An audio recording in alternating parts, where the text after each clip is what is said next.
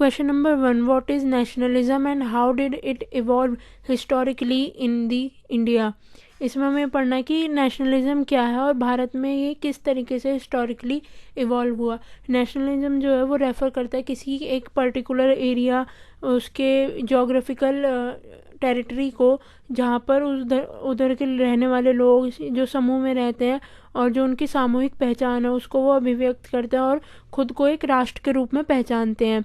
और इसके साथ ही वो एक सांस्कृतिक और कई तरीके से जैसे राजनीतिक, आर्थिक, इन सब क्रियाओं में एक साथ शामिल होते हैं और जिसके अक्सर अलग राष्ट्रीय ध्वज होते हैं, नेशनल फ्लैग होते हैं, एंथम होते हैं, जो कि जिन्हें पवित्र माना जाता है. Historical evolution in India pre British era. इसमें हमें जो हिस्टोरिकल एवोल्यूशन था इंडिया का उसके बारे में पढ़ना है. प्री ब्रिटिश एरा में पीपल जो थे वो अपनी लॉयल्टी को अपने सिटी, स्टेट और रूलर तक ही सीमित रखते थे. उस टाइम पर ऐसी कोई नोशन नहीं थी, ऐसी कोई धारणा नहीं थी जहाँ पर एक यूनाइटेड नेशन के तौर पर इंडिया को माना जाए. अलग अलग रियासतें थी, अलग अलग राजा जो थे वो रूल करते थे एक सिटी स्टेट पर, तो लोग उनके प्रति लॉयल रहते थे. Colonial context. The exploitative nature of British colonial rule act as a catalyst for the development of nationalism. जो ब्रिटिश का कॉलोनिज्म हुआ था, मतलब औपनिवेशिक शासन काल था, उसमें जो राष्ट्रवाद की जो डेवलपमेंट हुई थी, नेशनलिज्म की जो डेवलपमेंट हुई थी, वो ब्रिटिशर्स की जो नीति थी, शोषक प्रकृति थी, यानी कि जो ब्रिटिश शोषण करते थे उससे उत्प्रेरित होकर काफ़ी लोगों में नेशनलिज्म की भावना उत्पन्न हुई. Modernisation by the British. The British introduced elements such as centralized administration, modern education and transport systems. These inadvertently unified Indian and foster a sense of collective identity. जो ब्रिटिशर्स थे उन्होंने एक कई तरह की नीतियाँ इंट्रोड्यूस करी, जैसे कि सेंट्रलाइज एडमिनिस्ट्रेशन और मॉडर्न एजुकेशन, ट्रांसपोर्ट सिस्टम. ये सारे जो एलिमेंट्स थे इन्होंने अनजाने में ही सही, लेकिन भारतीयों में एकजुटता आ गई इनसे और उन्हें सामूहिक पहचान की भावना को बढ़ावा दिया. उनको जैसे कि ज्ञान हुआ कि किस तरीके से ब्रिटिशर्स हमारा शोषण कर रहे हैं, तो उसके बाद सब में एक यूनाइटेड भावना उत्पन्न हुई एक साथ लड़ने की ब्रिटिशर्स के खिलाफ, और यही भावना नेशनलिज्म की भावना थी. अपने राष्ट्र के प्रति जो उन्होंने एक्शन लिए उसे ही नेशनलिज्म कहा गया. Anti-colonial struggles. The shared grievances under colonial exploitation helped Indian transcend regional and linguistic differences, paving the way for a national consciousness. जो औपनिवेशिक शोषण हुए थे उसके तहत कई शिकायतें जो थी वो भारतीयों को क्षेत्रीय और भाषाई जो मतभेद थे उनको ऊपर उठाने में उनको मदद मिली, जैसे कि जिससे राष्ट्रभाव की उद्गम हुआ. Question number 2. What are the 4 major approaches to studying nationalism in India? Nationalist approach. Definition. The nationalist approach view Indians' freedom struggle as a collective efforts by its people to overthrow colonial rule and build a unified nation. जो nationalist approach है उसमें ये एक राष्ट्रवादी दृष्टिकोण है जिसमें भारत के जो स्वतंत्रता संग्राम हुआ था ब्रिटिशर्स के खिलाफ, उसको उखाड़ फेंकने के लिए उन्होंने एक एकीकृत राष्ट्र बनाने के लिए लोगों को प्रोत्साहित किया और सामूहिक प्रयास किए, जिससे कि सभी लोगों के बीच एक नेशनलिस्ट अप्रोच की डेवलपमेंट हो. Key feature. Recognizes the Indian National Congress as a vital player in the fight for independence, highlighted the contribution of leaders like Dadabhai Naoroji, Bal Gangadhar Tilak, Mahatma Gandhi and Jawaharlal Nehru. Regard the national movement as both a unifying process and an active struggle for independence. Key scholar. Bipin Chandra emphasizes that India was a nation in the making, shaped by the anti-colonial struggle. जो nationalist approach के की feature थे वो ये थे कि स्वतंत्रता की जो लड़ाई हुई थी उसमें इंडियन नेशनल कांग्रेस जो थी उसने एक बहुत ही महत्वपूर्ण रोल प्ले किया और इंडियन फ्रीडम फाइट में उन्होंने काफ़ी ज़्यादा अपना रोल प्ले किया। और इसके कुछ हाईलाइटेड लीडर्स थे जिनके कंट्रीब्यूट्स बहुत ज़्यादा थे, जैसे कि दादा भाई नौरोजी, बाल गंगाधर तिलक, महात्मा गांधी और जवाहरलाल नेहरू। इनको काफ़ी इनको काफ़ी रिस्पेक्टेड लीडर माना जाता है। और नेशनल मूवमेंट जो थी वो एक यूनिफाइंग प्रोसेस था, जैसे कि इसमें ये एक एकीकृत प्रक्रिया थी जिसमें स्वतंत्रता के लिए सक्रिय और संघर्ष दोनों के रूप में मानते हैं। की स्कॉलर जो थे, जैसे कि प्रमुख विद्वान जो थे वो थे बिपिन चंद्र, जिन्होंने इस बात पर जोर दिया कि भारत एक निर्माणशीलता यानी कि डेवलपिंग देश है, जिसका जो ब्रिटिश कॉलोनियल है उन्होंने काफ़ी ज़्यादा एक तरीके से उसको एक्सप्लॉइट किया है। Imperial approach definition. This approach, largely championed by the British historians, argue that India was not a nation before the British arrived. They claim that British colonialism was responsible for uniting the fragmented princely state into one administrative and political entity. जो imperialistic approach है यानी कि साम्राज्यवादी जो दृष्टिकोण है, वो उसमें उनका ये मानना है कि इस अप्रोच में लोगों का मानना है कि जो ब्रिटिश आए थे, ब्रिटिश इतिहासकार द्वारा जो समर्थन किया जाता था और जो तर्क दिया जाता था वो ये था कि अंग्रेज़ों के आने से पहले भारत एक राष्ट्र नहीं था। उनका दावा है कि ब्रिटिश औपनिवेशवाद हुआ, उसने काफ़ी सारी रियायतों को ख़त्म कर दिया और एक स्ट्रॉन्ग एडमिनिस्ट्रेटिव और पॉलिटिकल एंटाइटी का निर्माण किया। की feature suggests that the British introduced modern institutions like centralized governance, railway and education which unified India, downplays the exploitative aspect of colonialism. उसमें ये सुझाव दिया गया है कि अंग्रेज़ों ने एक मॉडर्न इंस्टीट्यूशन का निर्माण किया, जैसे कि सेंट्रलाइज गवर्नेंस और कई इंस्टीट्यूशन, रेलवे, एजुकेशन, इन सब का भी निर्माण किया, जिससे भारत जो है वो एकीकृत हुआ यानी कि यूनिफाइड हुआ और औपनिवेशवाद के शोषणकारी पहलुओं को कम करने का आंकलन देता है। ये जो फीचर है, ये जो भी ब्रिटिशर्स ने एक्सप्लोटेटिव किया है हमारी कंट्री का, उसको एक सपोर्ट देता है। की स्कॉलर जो है वो इसके हैं E.H. Carr and L.F. Rushbrook William, जो डिस्क्राइब करते हैं India as a nation in the making under British guidance, यानी कि उनका मानना है कि जो भारत है वो एक निर्माणशील देश है जो कि ब्रिटिश के मार्गदर्शनों द्वारा उसका निर्माण हो रहा है।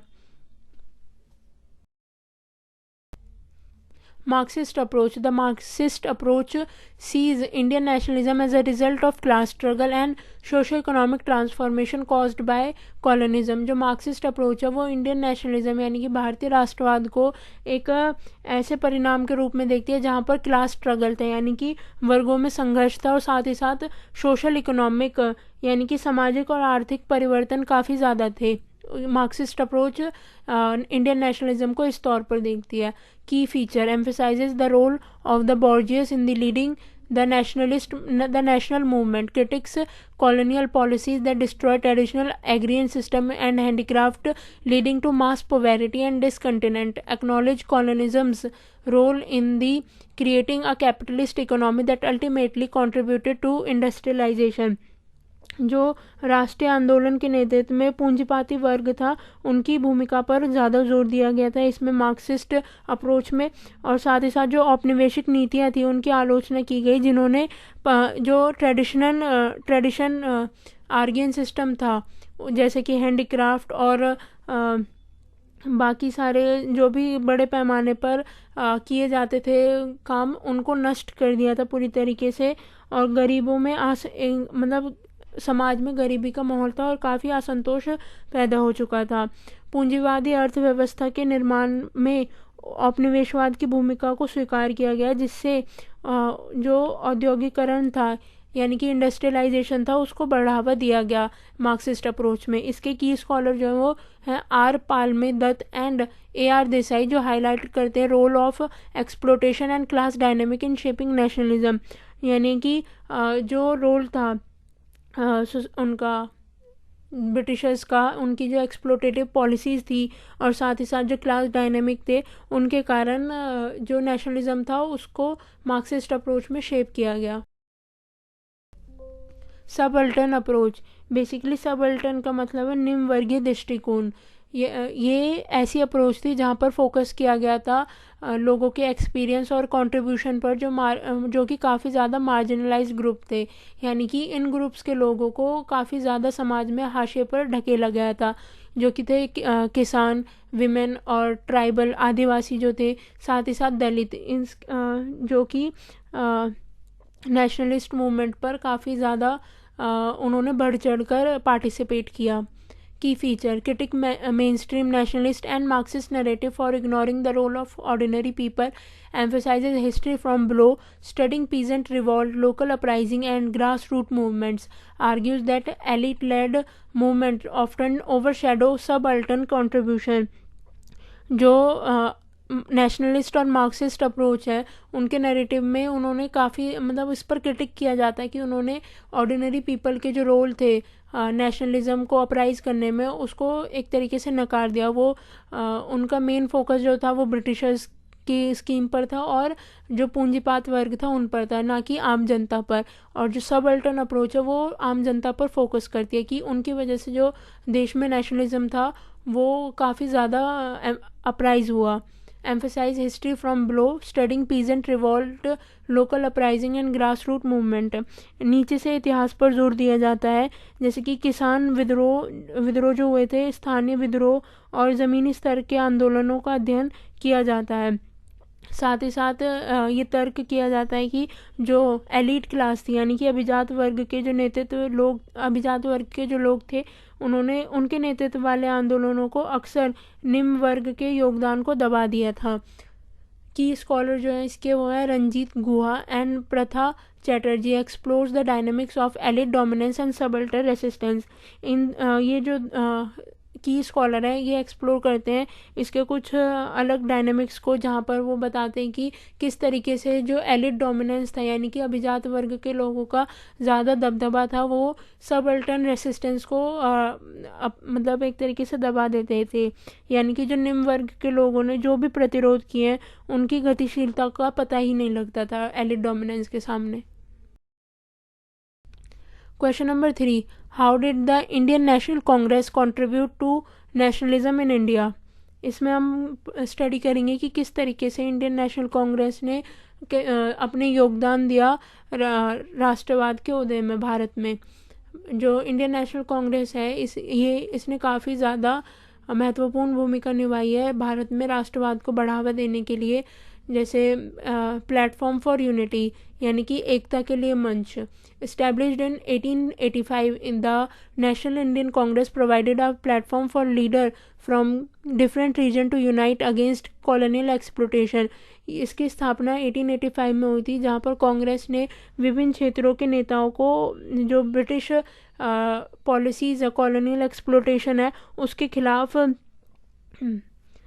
उसके खिलाफ एकजुट होने के लिए एक मंच प्रदान किया, जिसे प्लेटफॉर्म फॉर यूनिटी कहा गया। Moderate phase 1855 and to 1905। Early leaders like Dadabhai Naoroji and Gopal Krishna Gokhale emphasise constitutional reform and economic grievances, laying the groundwork for collective national identity. जो इसका मॉडरेट फेज था, यानी कि मध्यम चरण था, उसमें दादा भाई नारोजी और गोपाल कृष्ण गोखले जैसे जो अर्ली लीडर्स थे, उन्होंने संवैधानिक सुधार और आर्थिक सुधारों पर जोर दिया और साथ ही साथ सामूहिक राष्ट्रीय पहचान की नींव भी रखी। Extremist phase 1905 to 1919। Leader like Bal Gangadhar Tilak and Bipin Chandra Pal advocated mass mobilisation and direct action against British rule. जो चरमपंथी चरण था उसमें बाल गंगाधर तिलक और बिपिन चंद्र पाल जैसे जो नेता थे, उन्होंने ब्रिटिश शासन के खिलाफ एक जन आंदोलन किया और सीधी कार्रवाई की वकालत की। Gandhian era 1919 to 1947। Under Mahatma Gandhi's leadership, the Indian National Congress spearheaded non-violent movements such as non-cooperation, civil disobedience, and quit India. These movement galvanized million of Indians cutting across class, caste and religion line. Gandhi का जो era था, गांधीवादी जो युग था, उसमें महात्मा गांधी के नेतृत्व में कांग्रेस ने असहयोग, सविनय और भारत छोड़ो जैसे अहिंसक आंदोलन का नेतृत्व किया. इन आंदोलनों में जो वर्ग, जाति और धार्मिक सीमाओं से ऊपर उठकर लाखों की संख्या में भारतीयों को प्रेरित किया. नेगोशिएशन फॉर इंडिपेंडेंस, संविधान के लिए बातचीत. The Indian National Congress played a crucial role in negotiating India's independence and shaping its post colonial vision. Congress ने भारत की स्वतंत्रता के लिए बातचीत करने और साथ ही साथ उपनिवेशवाद उत्तर दृष्टिकोण को आकार देने में महत्वपूर्ण भूमिका निभाई. यानी कि पोस्ट कॉलोनियल अप्रोच को जो विजन था वो इंडियन नेशनल कांग्रेस का ही था. Question number 4. How does the subaltern approach differ from other perspective? The subaltern approach stand apart by emphasizing the role of marginalized group in Indian nationalism. जो subaltern approach है वो basically उन लोगों के लिए stand किया था इसमें जो लोग काफ़ी ज़्यादा marginalized है, जिनका रोल जो है जिन ग्रुप्स का रोल जो है काफ़ी ज़्यादा marginalized है इंडियन नेशनलिज्म में. Focuses on the masses, unlike nationalist and Marxist approach, which often highlighted elite or bourgeois leadership. The subaltern approach centered on peasant, tribal, women, and other marginalized group. जनता पर ध्यान देना एक basically इसमें यह है कि जो मार्क्सिस्ट और नेशनलिस्ट अप्रोच थी उसमें एलिट जो पूंजीवादी लोग थे और जो बड़े अभिजात वर्ग के लोग थे उनकी लीडरशिप पर जोर दिया है.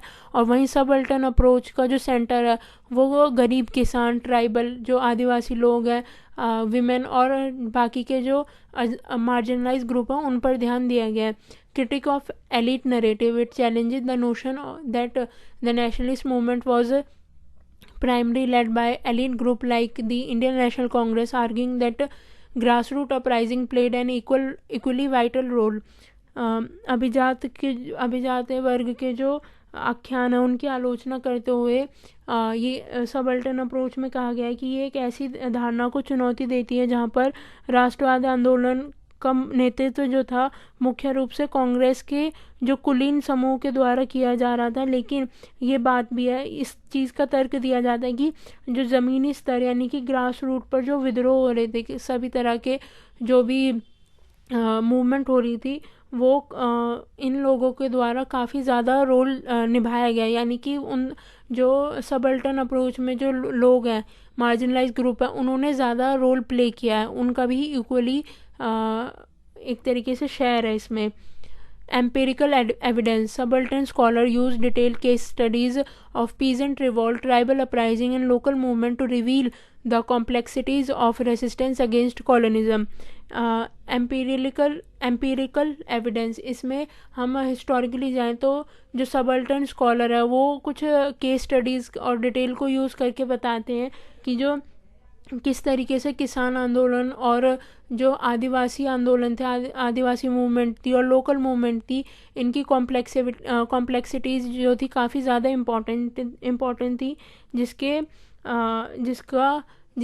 जो कि अगेंस्ट थी कॉलोनिज्म के. Key contribution, by giving a voice to the voicelesses, the subaltern approach offer a more inclusive and nuanced understanding of Indian nationalism.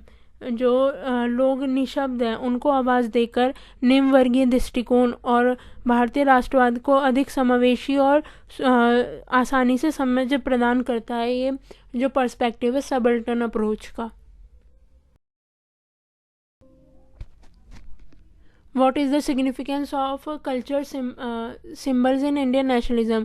भारतीय राष्ट्रवाद में जो सांस्कृतिक प्रतीक है उनका किस तरीके से महत्व है इसके बारे में हम पढ़ेंगे. Culture symbol played a crucial role in fostering nationalism by uniting diverse group, resistance to colonialism, religious and spiritual unity, global influence. जो सांस्कृतिक प्रतीक है उन्होंने राष्ट्रवाद को बढ़ावा देने के लिए अपनी मतलब काफ़ी महत्वपूर्ण भूमिका निभाई है, जैसे कि विविध समूहों को एकजुट करना. Uniting diverse group symbol like the Indian try colour and the national anthem served as a rallying point for people from different religion and communities. जो भारतीय तिरंगा है और राष्ट्रगान है वो प्रतीक है विभिन्न क्षेत्रों और समुदाय के लोगों को एकजुट करने के लिए। रेसिस्टेंस टू कॉलोनिज्म, उपनिवेशवाद के प्रतिरोध। Cultural icons such as swadeshi, self reliance and khadi hand woven fabric symbolise resistance to British economic exploitation.